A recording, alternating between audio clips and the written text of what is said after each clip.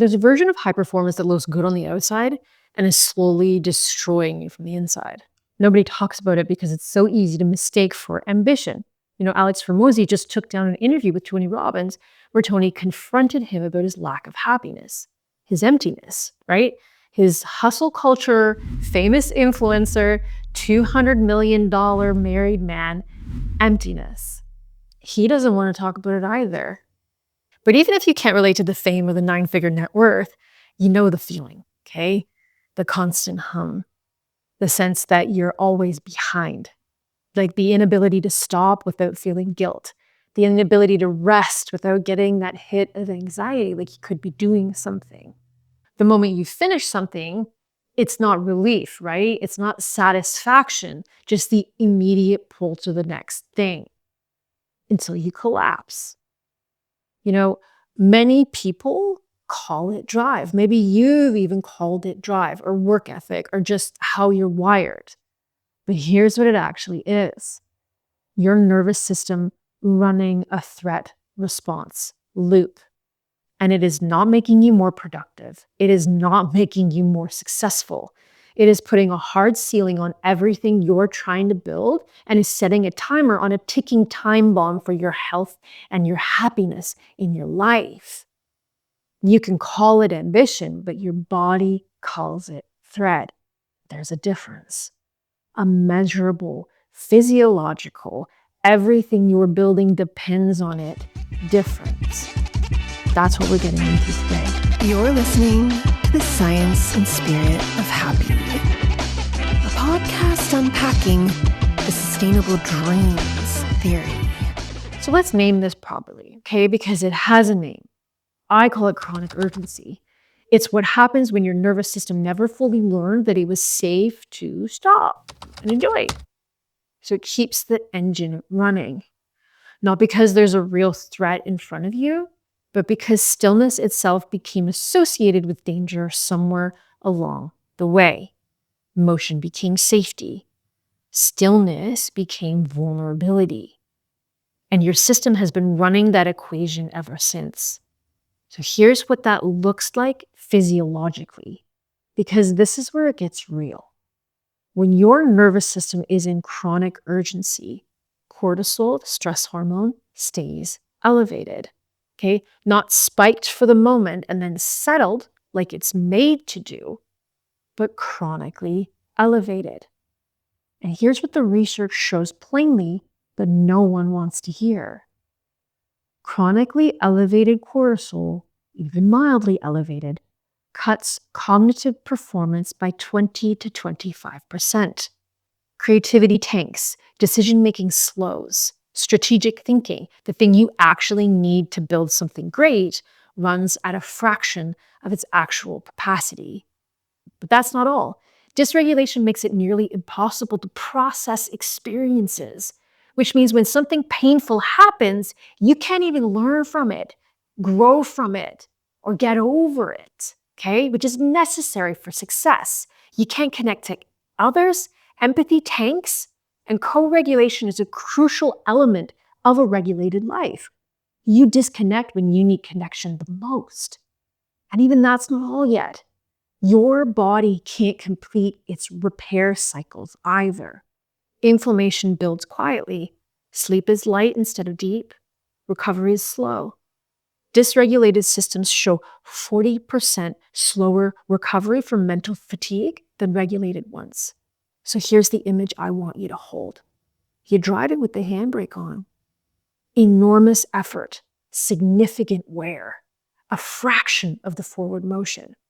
The engine is revving dangerously high, but you're not going anywhere, just accumulating damage with less opportunity for repair. That's not a discipline problem. That's not a motivation problem. That is a nervous system running the wrong program. And it's costing you quietly, invisibly, consistently, every single day.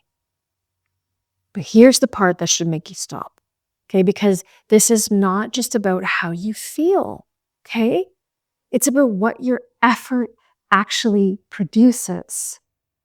Same action, completely different outcomes, depending entirely on the state it comes from. Take a 60-minute workout, okay? Same person, same session, same effort. Run it through a system in chronic urgency, their cortisol stays elevated for 3 hours post-exercise. Their immunity weakens.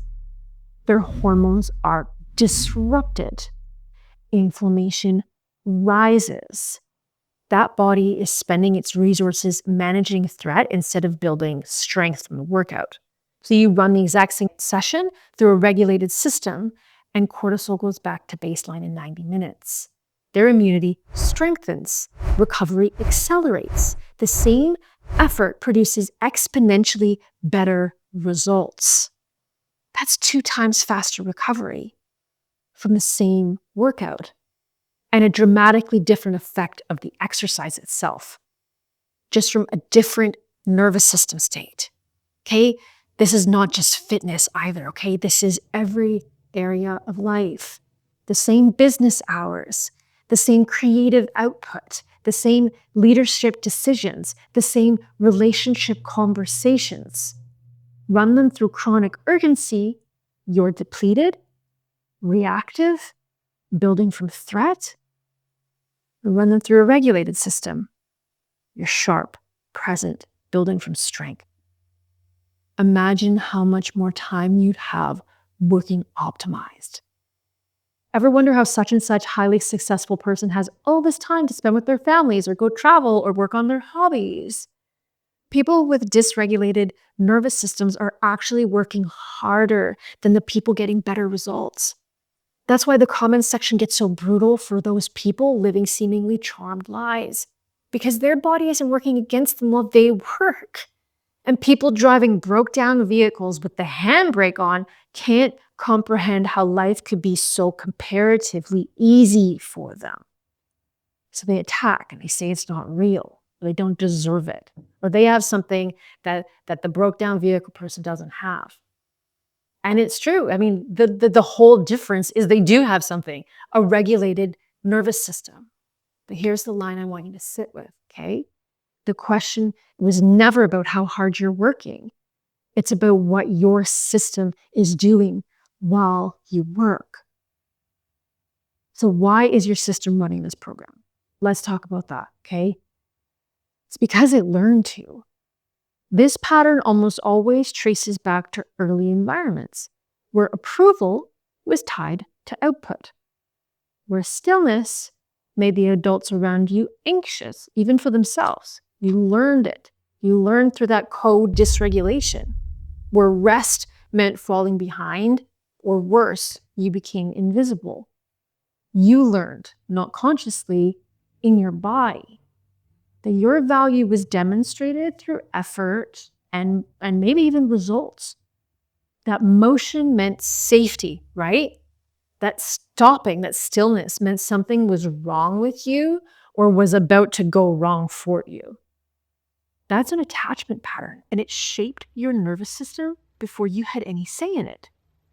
Research on vagal tone, it's the biological marker of a nervous system that's regulated, has shown it correlates at 0.7 with leadership effectiveness. So this means it's a very strong positive relationship, which means the nervous system calibration you developed in early childhood is directly connected to your ceiling as a leader, a builder, a performer right now. Your ceiling isn't your strategy. It isn't your work ethic. It isn't how badly you want it. It's a calibration set decades ago in a completely different context that your system is still running today. And here's the only thing that matters. Calibration is not fixed. It was shaped. It can be reshaped. But you have to know what you're actually working with first. So let me tell you what's on the other side of this, okay? Because the alternative to chronic urgency is not less ambition. It's not slowing your roll. It's not settling. It's performing from a system optimized to sustain the level you're building toward. When that fuel source changes, okay, to something regular, regulated, everything changes. Same hours, you have to recover from them. Same risk, your system doesn't go into free fall. Same build, but you can hold it without white knuckling it indefinitely. And the work starts to feel like something you chose, not something that's consuming you from the inside out. That's what nervous system optimization produces. Not just better performance metrics, but a life that feels as good as it looks. So the full attachment season of my podcast goes deep on exactly how this works, okay? The attachment, early development route, the nervous system mechanism, and what it actually takes to change the calibration. The link is in this description. So I would go listen to that because it might be the most useful thing I've put out on this topic.